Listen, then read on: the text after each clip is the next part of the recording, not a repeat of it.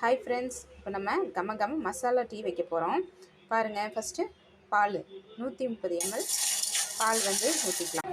இதுக்கு தேவையான அளவு நம்ம தண்ணி சேர்த்துக்கலாம். சேர்த்துட்டு 2 ஸ்பூன் டீத்தூள் சேர்த்துட்டு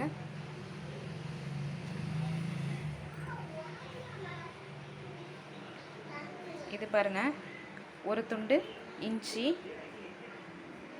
2 ஏலக்காய், ஒரு கிராம்பு, ஒரு சின்ன துண்டு பட்டை. இது எல்லாத்தையும் நம்ம நச்சு இந்த டீ கூட நம்ம சேர்த்துக்கலாம்.